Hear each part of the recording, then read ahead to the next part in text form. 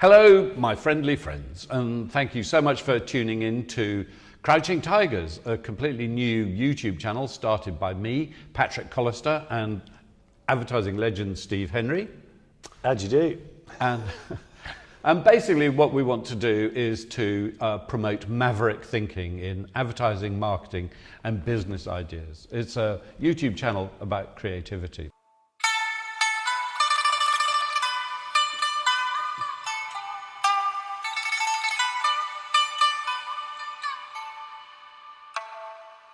And we think that our industry needs creative thinking urgently at the moment. Yes, we bloody well do. Patrick and I both had very successful careers in marketing. We both moved in, we've done interesting things in the tech world. I set up a tech training company that's taught thousands of people around the world and innovated really in tech training. And Patrick's been creative director at Google. You know, I mean, like, you don't get more impressive than that. So but we've always kept one foot in marketing because it's a fascinating industry, and once it's bitten you, you're kind of, you're stuck with it. It's been disrupted to hell by technology.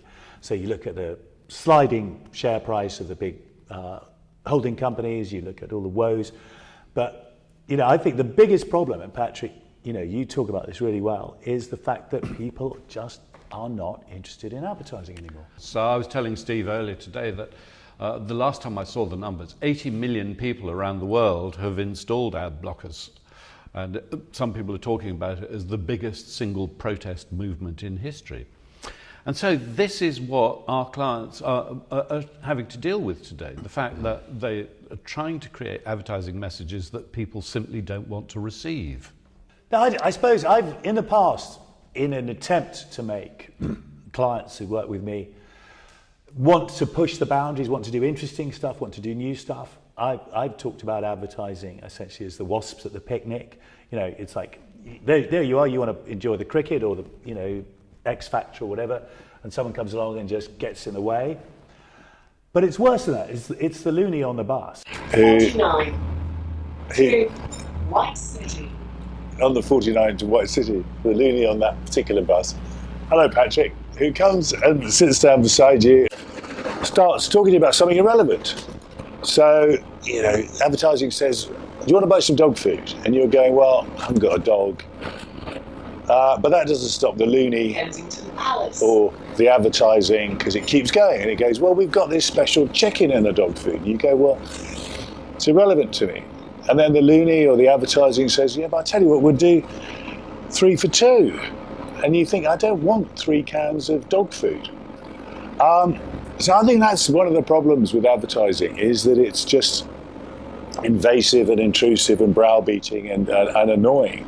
And precision targeting in the digital world is much better. So you're actually able to get far more precisely, hopefully, to the dog owner, and not bore the pants off everybody else.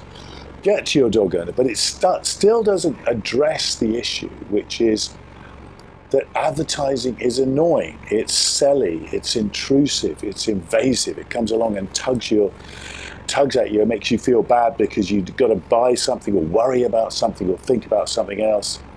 So it's still like a Loonie on the bus, it's just more precisely targeted, and that's a problem.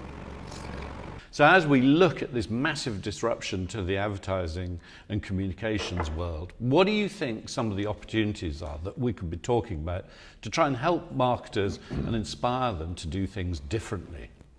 Brand purpose. That's where I'm really interested, which is like, take a brand. Any brand, could be chewing gum, could be a car, could be a phone company, any of them, and say, what is that, what could that brand do to connect with its audience in the way that the audience goes, fuck me, these people are on my side, they're putting their money where their mouth is, I like these people. I mean, to me, the key thing is to figure out what can you do to show this audience that you really are on their side, that you're doing something for them.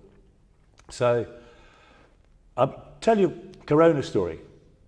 I love that old Corona story you tell, Patrick. It's just a beer, but they've positioned themselves as a beer that you can enjoy in summer on the beach, because it's got this Spanish heritage and everything. The only trouble is that Spanish beaches have become completely trashed up with plastic and leftover stuff, and so what they did is they picked up all the leftover detritus on the beaches of Spain and built a couple of little hotels, one of them in Barcelona, I think, and one in Madrid. And so the rubbish hotels, Helena Christensen was one of the very first guests there, and of course she was using social media to tweet and blog about it, and that's how they got a global audience. But here's a brand actually now talking about, don't we all want a kind of cleaner, nicer world? And you go, yeah, I do. Absolutely love that. Yeah. So there's a guy, not a marketer, but a business guy running a KFC franchise somewhere in the middle of America. Realizes he's got a marketing budget, knows what he's supposed to do it, pictures of chicken in the windows, doesn't want to do that. It's boring. He's more ambitious than that. In that town, there's, say, Subway and Burger King. He knows, right, that's what I've got to do. I've got to get business, instead of going to Subway and Burger King, into me. So he makes this breakthrough and he says, it's not about the product, it's about the customers. I need to understand these people, their motivations, their fears, their loves, their passions. Goes out and talks to them. Finds out that the biggest problem in that town is the roads are shit. The roads are potholed. No one's doing anything about it, rather like your Corona beach story. So he goes, right, take his marketing budget, blow it in one evening, get a team of people, tarmac the roads.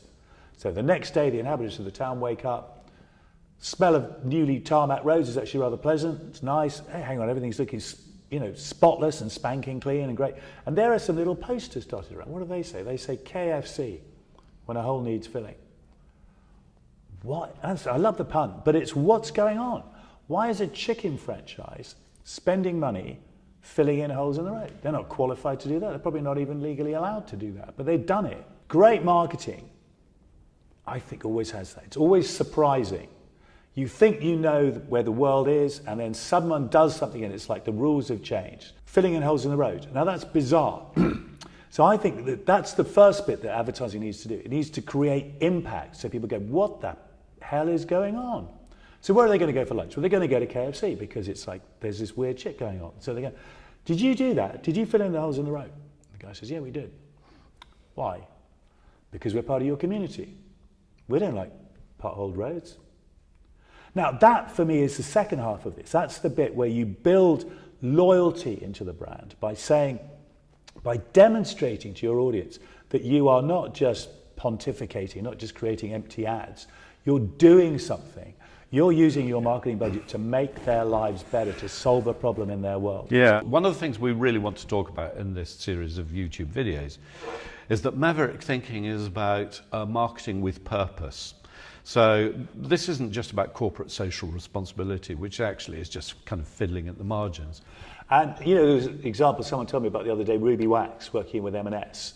So, Ruby is a great pioneer in the area of mental anxiety, mental health issues, which is probably one of the biggest problems in the world right now. I mean, the amount of anxiety and depression in the world is off the scale. And so she's gone to M&S and said, M&S have issues in terms of, relevance in the high street and all the rest of it, and said, create cafes. I think they're going to be called frazzled cafes, in which people can go and not just have a cup of tea and a biscuit, but talk to people, talk to trained therapists, talk to people who can understand, people who can help.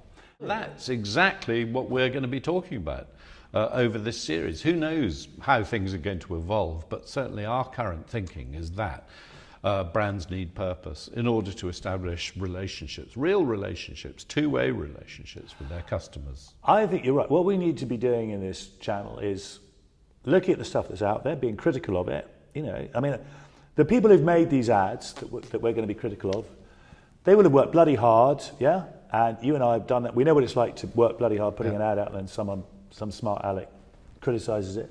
So I think, but at the same time, there's stuff that needs to be said in the industry.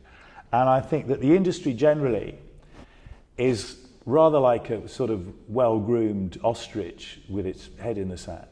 Well, there we have it. This is the YouTube channel that drinks Corona beer, eats KFC chicken and buys its shoes at M&S. This is a two-way channel, so please get involved. Please leave your comments in the comments box here and we'll get back to you.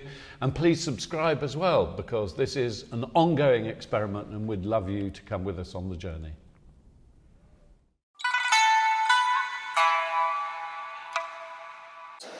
Or if you see Patrick or I sitting on public transport anywhere, come and sit down beside us, have a chat.